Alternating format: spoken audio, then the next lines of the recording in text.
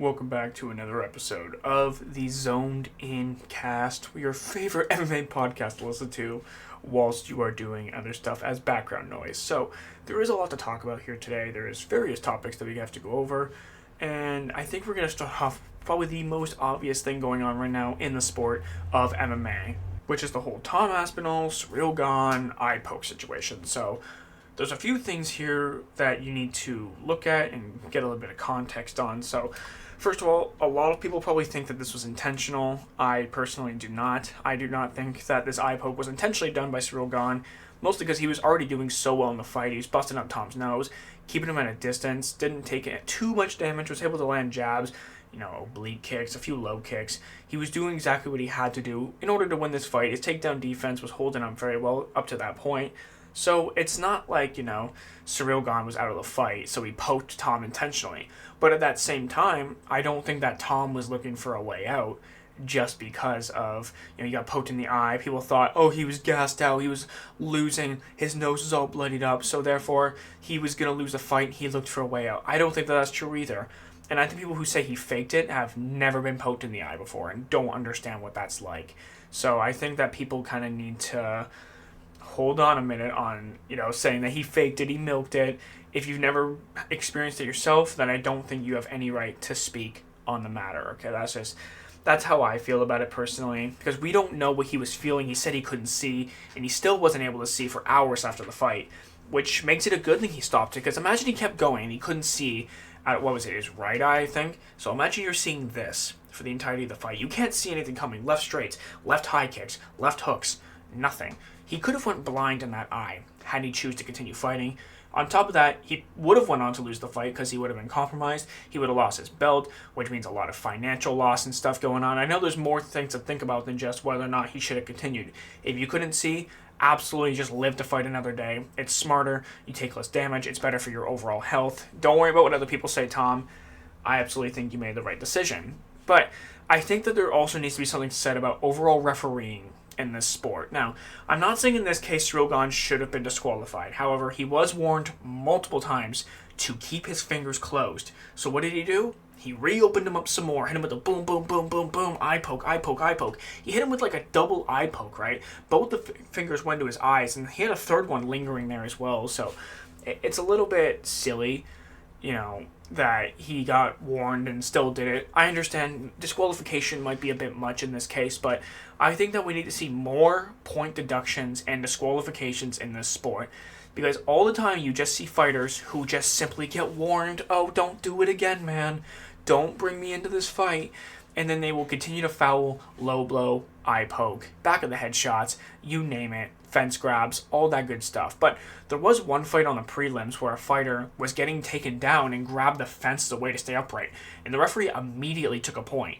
That is exactly what I want to be seeing more of going forward, because it will incentivize fighters to not cheat, because losing 1 point could cost you the fight, absolutely. That can take you from a win to a draw, or a draw to a loss, all because you decided to cheat in that one specific moment because you don't have faith in your skills.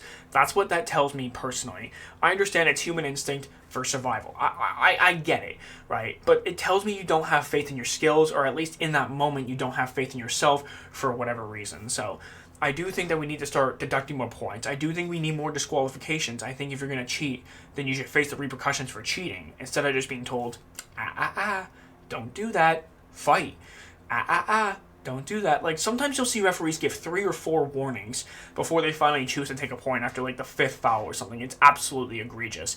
But moving on to the whole MMA math scene. So there's been a lot of talk going around following this Cyril Gahn Tom Aspinall fight, where people think that John Jones would beat Tom Aspinall because of the fact that Tom Aspinall was not able to finish Cyril Gahn. John Jones finished him a lot quicker, and the fight between Aspinall and Gahn lasted a lot longer than Jones and Gahn. Well, I think there's a few things to factor in here. Again, this requires a bit of nuance and a little bit of thinking for you to realize a few things. First of all, styles make fights. That is something I'm going to be preaching from the rooftops. Styles make fights. John Jones, for instance, right? He's a very flat-footed fighter for the most part. He's not a major mover. Now, I'm not saying he can't move. He just generally does not move a whole lot. I think that Tom Aspinall was having trouble landing his 1-2s from a distance because of the footwork of Ciryl Gane. It wasn't like Ciryl Gane had like some epic head movement. He's moving his head all over the place, bobbing and weaving shots like he's Mike Tyson in his prime. No, it was none of that. But instead, he was using his footwork and simply sliding out of range. Did what he had to do, and it was giving Tom problems. John Jones doesn't do that. He's generally a lot more stationary, throws a lot more kicks, uses a lot more long-range weapons, utilizes his reach very well. He'll extend out his hands like this and kind of just keep you at a distance. It works for him. That's why a lot of eye pokes are resulted in that, because he's trying to keep his opponent away. I don't think it's intentional, but I do think he's a bit of a dirty fighter at times. Let's just be honest. But Tom Aspinall has something to counter Jones that other people have used against John Jones before. Generally, when John Jones struggles, he struggles against fighters with a long reach, who are tall, and have even decent enough boxing, right? Even 80-year-old Stipe was laying hands on John Jones. Dominic Reyes was laying hands on John Jones. Alexander Gustafsson, Thiago Santos, even DC, throughout the course of their fights, had moments where he was landing hands on John Jones. And I'm sure there's probably more examples that you can think of. So it's crazy to say that Tom Aspinall would lose to John Jones all because of this one fight. Also, another thing to consider that people are not realizing is that Ciryl Gane has evidently improved since the John Jones fight, right? Put this into consideration. That John Jones fight was what, 3 years ago, 2.5 years ago? Like, yeah, of course he's going to improve with time. He's been training with some very high-level wrestlers going to this fight. He was a lot more defensively responsible in the striking, where if you go back and watch that John Jones fight, it's like Ciryl Gane just wanted nothing to do with Jones. Like, the aura and the mystique of John Jones was enough to get Ciryl Gane all off his game. He was just all over the place. He did not want to go for the big... He didn't want to go for anything too risky because he didn't want to get taken down. He was immediately clearing the playing field. And the one time he went for a decent power shot, he's just... I don't know if he just wound up too much, if he telegraphed it, but John Jones saw it, slipped it, and took him down. It wasn't the same Ciryl Gane that was fighting Tom Aspinall. So this Ciryl Gane was a lot more, loose, a lot more fluent, sticking out his jab, oblique kick, leg kick. He was doing exactly what he had to do to keep the fight at a distance and utilize his reach. That's why we thought that Ciryl Gane was going to be a somewhat tough fight for John Jones, because of his length, because of his reach, because of his jab, because of his movement. John Jones' heavyweight's going to be slower, not used to carrying the weight, not as good at cardio, potentially going to later rounds. It can cause John Jones some issues. You can see areas in which John Jones might struggle. However, it seemed very evident that Ciryl Gane just didn't want to be there on that night, and that's okay. But looking back at it now, it's obvious Ciryl Gane has improved and made major improvements to his game. It was a lot more composed in front of Tom Aspinall. It's just a stylistic matchup thing. Like I said, styles make fights. MMA math does not work, okay? That's just something that people need to kind of get together. And if you think about it, like people, like I mentioned before, people are now saying that John Jones would beat Tom Aspinall.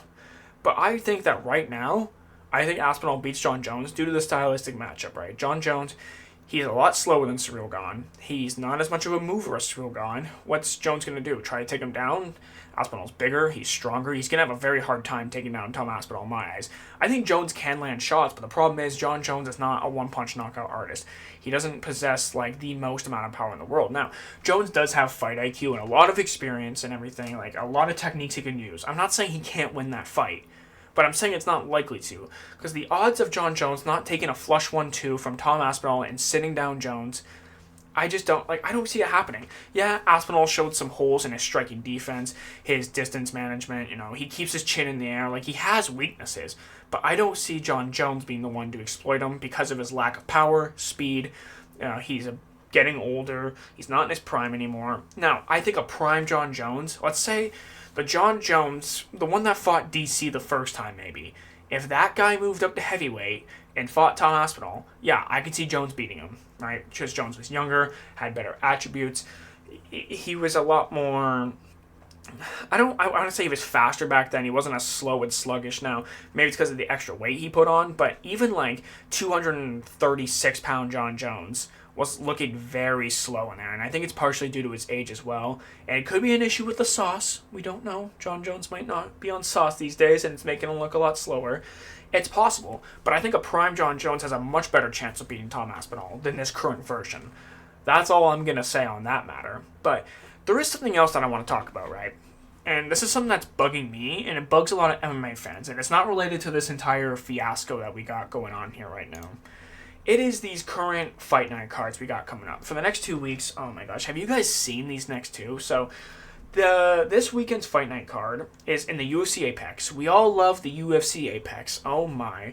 Like, every single weekend, I sit here thinking, man, I wish we had more UFC Apex cards. Like, we love them so much, especially when you get, like, number 10 ranked women's flyweight fighters going at it. Like, it's just absolutely amazing. It's my favorite to watch. No crowd, no atmosphere, basically zero entertainment, crap cards, but the main event of this weekend's card is Steve Garcia versus David Onama. Now, I'm not saying that's a bad fight, but you got the number 12 versus the number 13th ranked featherweights main eventing for 5 rounds. Now, it is good experience for them to go 5 rounds if they're going to be competing at a higher level in the future, right? I'm not saying this is going to be a bad fight, but I'm saying the problem is with cards like this is it lacks severe name value. Nobody's going to want to tune in and watch number 12 versus number 13 headline a UFC Apex card. People just don't care. Now, I'm going to watch because I don't want to say I'm like a super hardcore fan, but I'm more hardcore fan than a lot of the casuals. A lot of casuals aren't going to want to watch this, bro. And you know the UFC's going to put in zero promotional effort, which is something I've been dogging on them for a while now. Especially if you're going to have a card like this, and you have the number 12 ranked Steve Garcia and the number 13th ranked David Onama, you know, you get the commentators on the previous pay-per-view card saying that this could be a banger fight. You know, these guys are going to go at it. They always go for a finish. Market that. If you know that these guys are bangers, and you know they're going to go in there to look for a finish every single time, market them, because these guys are the future of the division. And people making their way up the rankings right now, these guys are the future of the featherweight division. So you need to start marketing them now before they become champions. Because if you wait till after, people aren't going to care as much, right? Like, all they're going to know about him is that he's champion.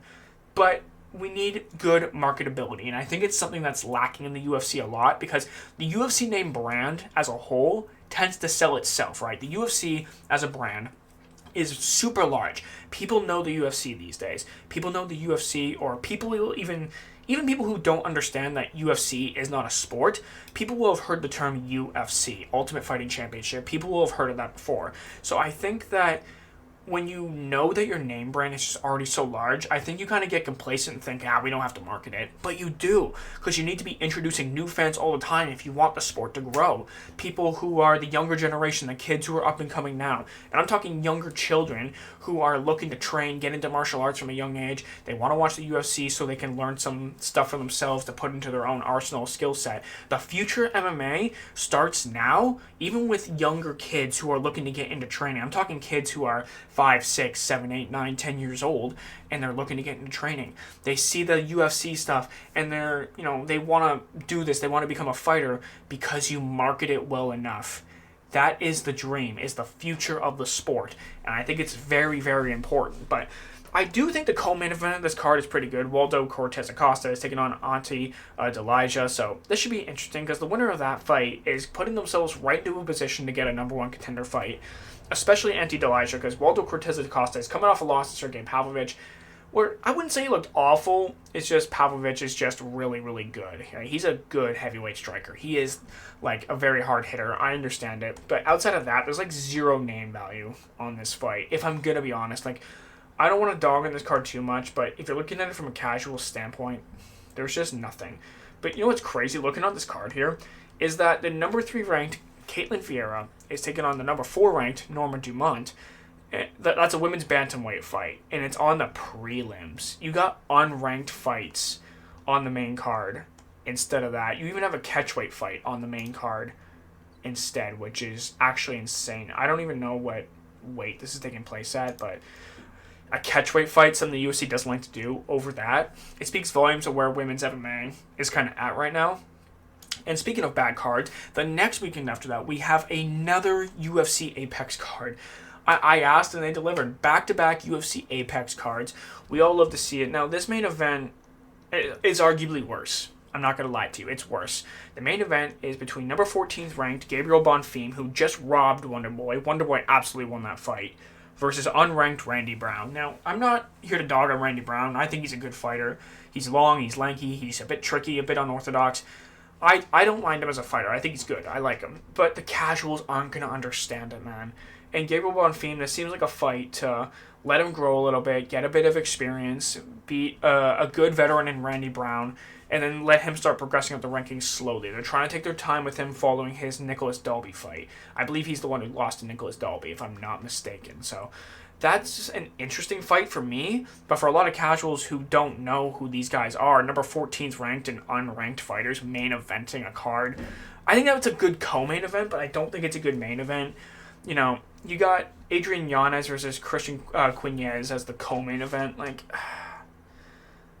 do we care about any of these fights, bro? Like, what are the prelims like on this card? Oh, Adrian Yanez versus Christian Gutierrez, or Quinez, sorry, is on the prelims. So as of right now, they're only showing one fight on the main card.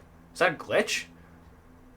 A one-fight main card? Oh my gosh, when you think you've seen it all, but it's actually crazy. Like, but then I guess we have to get through that to get to the Islam Makhachev JDM fight, which I'm going to talk about as the fight gets closer. That's in a few weeks from now. This card's looking stacked overall. We got some very good fights on this card. Like, talking about Islam versus JDM, Shevchenko versus Sean Wei Lee, Sean Brady versus Michael Morales, Bo Nickel versus Adolfo Vieira. That should not be on the main card. Leon Edwards versus Carlos Prates, Benil Dariush versus BSD, Roman Kopylov versus Gregory Rodriguez. That's got fight of the night all over it. Aaron Blanchfield versus Tracy Cortez. That's a very good number one contender fight, potentially. You know, you got some good potential here, right? So I think that this is a very, very solid card. It just sucks we have to get through the next two crappy UFC Apex cards in order to get there, but it is what it is. Just be grateful for what we do get. Don't be upset about what you don't get, I guess. Now, there is some questions here today. If you guys want to submit questions and you want to be featured on the podcast, then just submit them in the comments down below, or I'll put something up on the community tab and you guys can absolutely ask some questions. So the first question comes to us from Yavuz Sultan Salimhan 1470. He says, what was the first UFC match you watched? Well, my very first card was UFC 229, Khabib versus McGregor. An absolute amazing card. And the thing is, at the time, like, I had no idea that this was going to be the biggest fight in UFC history. I had no clue about the UFC at the time, right? I'm just getting into it. I didn't realize how big this card actually was. I didn't realize the actual animosity. I realized that the marketing at the time, like, there was beef because Khabib started on Artem Lobov, and there was a whole thing about the Dolly incident. But to me, and a lot of other fans who are watching that card for the first time, we're sitting there thinking that this is normal. That's normal to happen for UFC events because you're watching it for the first time, so you haven't seen anything else before. So the first fight I watched, I'm not going to lie to you, I was a super casual. Like, I thought it said that it started at 10 p.m. like normal pay-per-view cards do, so I thought it meant the Khabib-McGregor fight would start at 10. So I went on at 10 and it hadn't started yet, so I'm like, whatever, I'll just wait.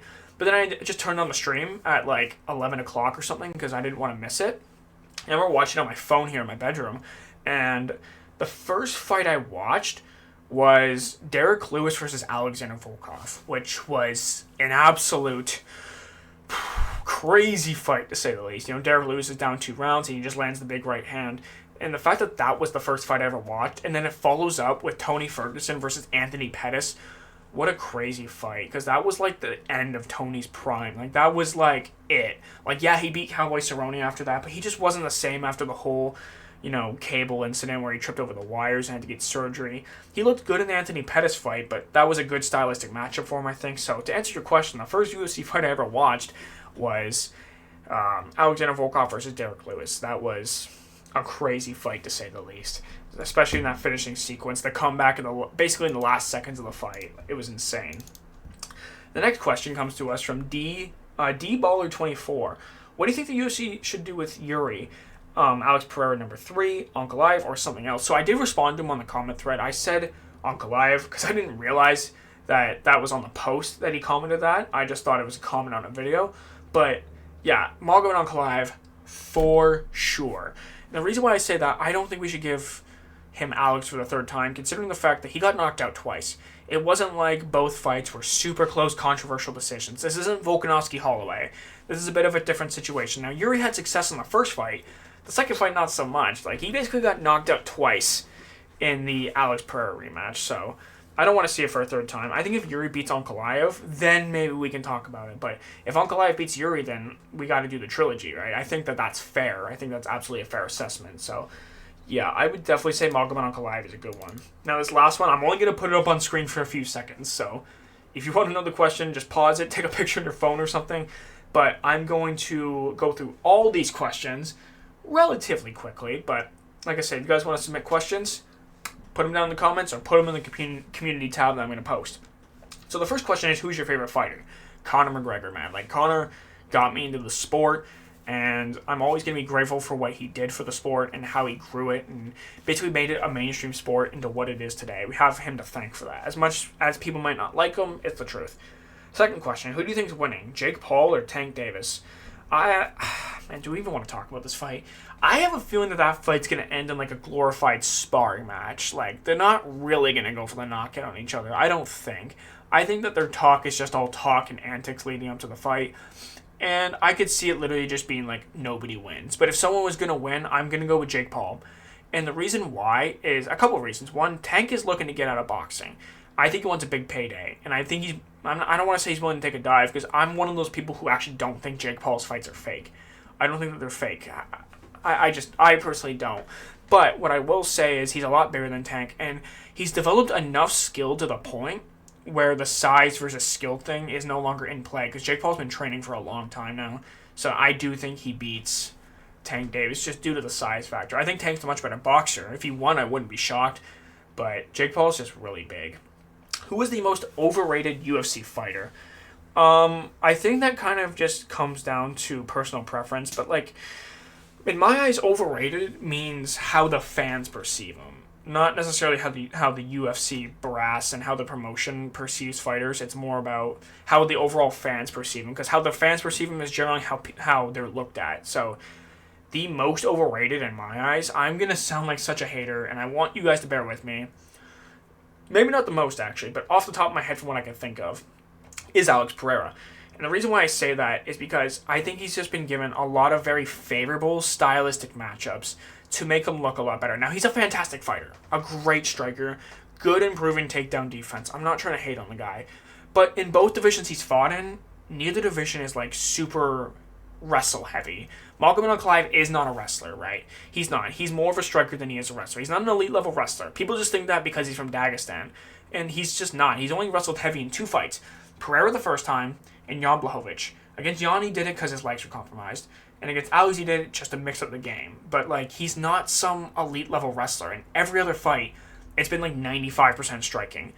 So, in my eyes, it's got to be Alex Pereira, because he hasn't actually faced a high level wrestler up to this point. Like, Jan almost won because of his wrestling in that fight, because he actually mixed it up. And Jan Blachowicz is not a high level wrestler, like, at all. Like, you saw what Magomed Ankalaev did to him, and Ankalaev himself is not a super high level wrestler. So, yeah, I'd probably say Alex Pereira. I think he's good. I just think his fans overrate him.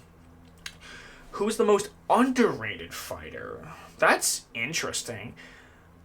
Because, like I said, it does come down to personal preference, but at the same time, how the UFC perceives you is kind of how you are. I honestly think that Volkanovski's kind of started to become underrated, because, like, people think that he's old, but, like, and yeah, he is kind of getting up there in age, but, like, he dominated Diego Lopez for the most part. Like, his skills are all there. It's just his chin that's a little bit compromised. But, like, fighters, when I'm talking about underrated, I'm looking at fighters that people just refuse to give credit for their skills, right? I think that Kamaru Usman's kind of gone under the radar for a while now. I think that Bilal Muhammad's skills for a long time have gone severely underappreciated and underrated. I mean, Alexander Pantoja, these days not as much, but he used to be severely underrated, but not so much now. I think Sean O'Malley's becoming pretty underrated because he lost to Merab twice. Like, bro, it's Merab. Like, it's not that bad. Like, give it a bit of a rest. But, there's just a few. Mazar Evloev is definitely gone underrated just because of his bit more boring style. Magomed Ankalaev has become severely underrated. Jan Blachowicz is another underrated one. So there's quite a few, that you could say overall that is. What's your favorite card? It has to be UFC 300. The best card of all time. Start to finish, stacked, literal champions on the early prelims. Like, yeah, that is the best card of all time. Would you quit YouTube for $5 million? No. I don't think so. $5 million is not really enough to sustain you for a lifetime. It's really not. And I believe I'm going to make more than $5 million throughout the course of my YouTubing career. So I don't think so, no. I don't think $5 million is enough. Especially, I live in Canada, right? Do you know how expensive stuff is here? I could look at a house for $5 million. Can't buy one, just look at one for $5 million. Especially after all, like, the property taxes and stuff. Are any of your family or friends UFC fans? I have a couple friends who are, like, semi-casual fans. Like, they're not complete casuals. Like, they know more fighters than Conor McGregor. Like, you know, they'll have heard of certain ranked fighters, but they're not like me. And that's why I kind of started YouTube, actually, is because of my lack of people to talk to on this. Like, I can yap my girlfriend's ear off all day about fights, but ultimately she doesn't care about it that much. So I'm kind of just put into a place where I need to have an outlet to talk about this stuff and give my frustrations out and give my happy moments out there as well and have people to bond and share the stuff with. So that's kind of why I've come on here. So kind of, but not really. What's your top 15 pound-for-pound fighters excluding PED users? Okay, well, Ilya number 1, Islam at number 2. I'm assuming you're just talking current. So I agree with the current top 5 pound-for-pound list. I'd put Volkanovski over Pereira because I think that pound-for-pound, Volkanovski's much more skilled and technical than Pereira. Pereira's just got a lot of power to make up the difference. Then I would say,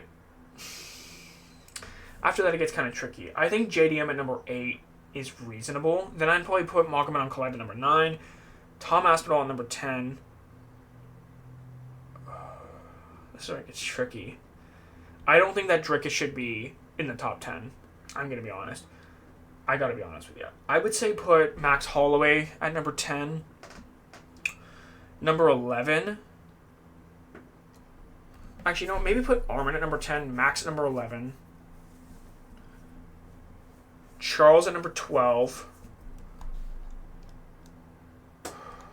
See, this is so tricky.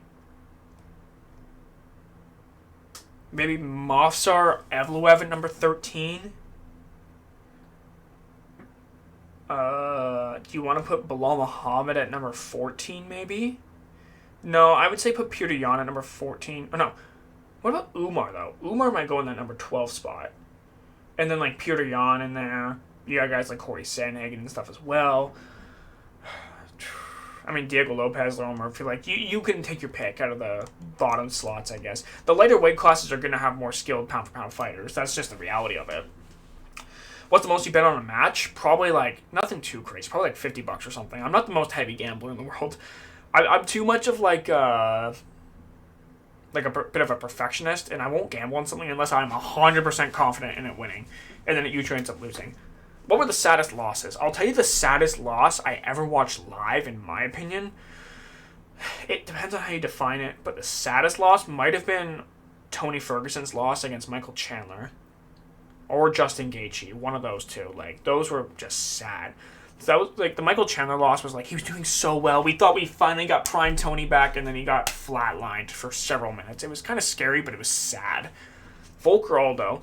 In terms of all-time greatness, I might go with Jose Aldo, but it's very up for debate. In just featherweight accomplishments, I'd go with Volk, probably. Just better competition, but it's very close.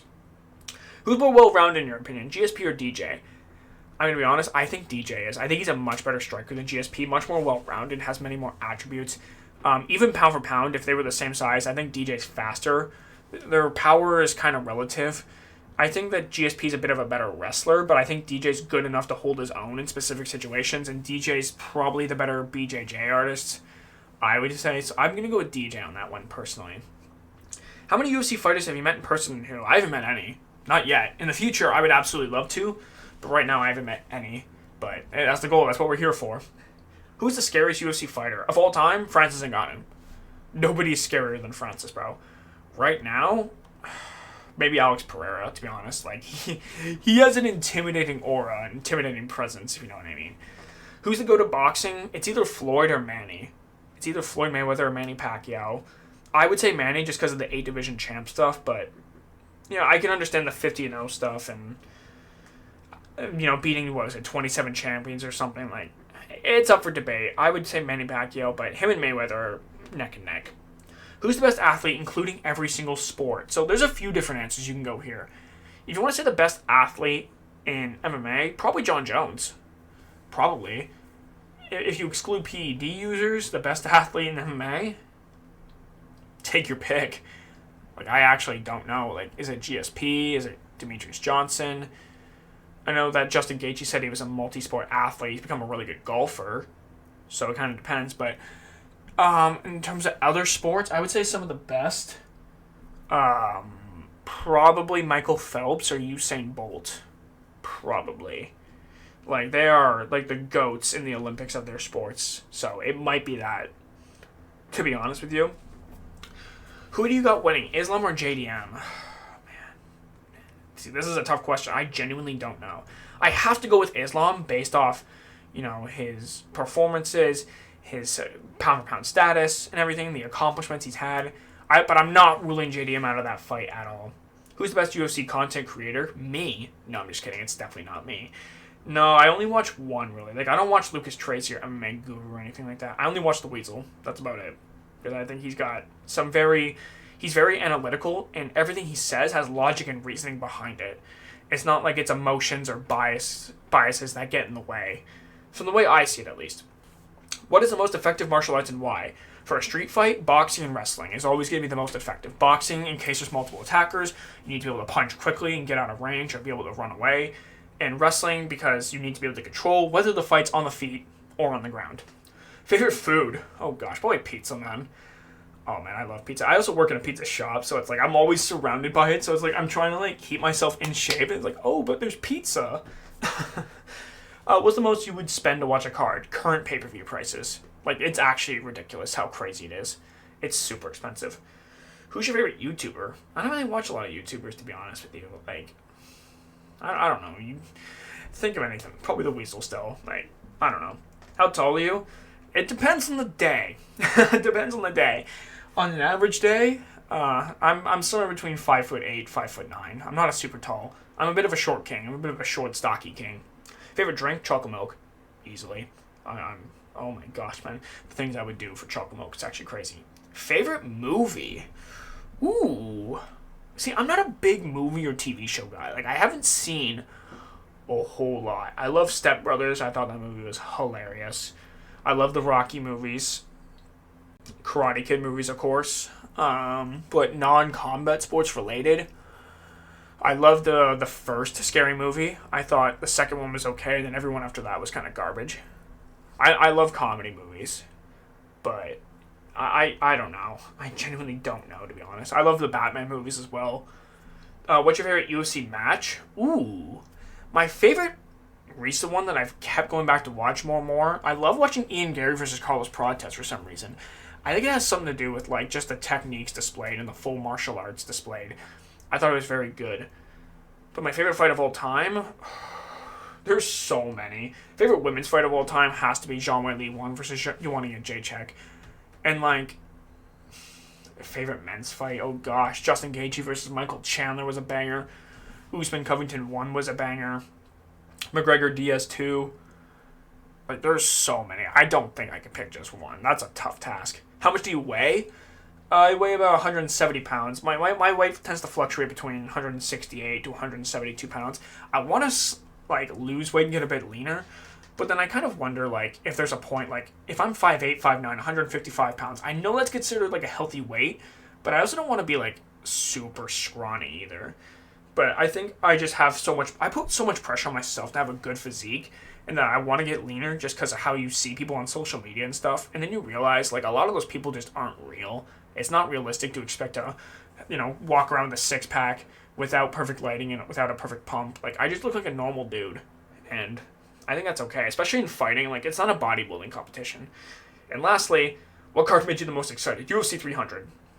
Absolutely, without a doubt. Like, that card delivered to all expectations. But you know what's crazy? Okay, don't call me a casual for this. But when I turned on the card, I was watching it. And I'm sitting here, watching it on this monitor here. I fell asleep right before Jamal Hill versus Alex Pereira. It was actually insane to me. Like, I was so tired. It was almost 1 o'clock in the morning. I'd been awake very early. I'd been drinking that day, watching fights, and I fell asleep and I woke up with a stiff neck. I remember, and then I remember I looked at my computer and it's on the UFC post show, and I'm like, oh crap, who won? I Google it. Alex Pereira won in the first round. I'm like, oh my gosh, because I fell asleep probably 5 minutes before the fight started, as they were about to make their walks. But I went back and watched it, and there was a lot of controversy at the time, which was crazy about the whole foot thing, also well, it was about the groin shot actually, and then how Alex Pereira's like, nope, nope, nope, and the whole thing with what was it? Was it Pereira stepping on Jamal Hill's foot or something? It was such a weird time. But guys, that's all the questions we have for today. Thank you guys so much for watching. If you guys want to submit questions, comments, or I will post them on the community tab. Thank you so much for watching. If you enjoyed, make sure to leave a thumbs up. Make sure to subscribe, and I'll see you guys later. Peace!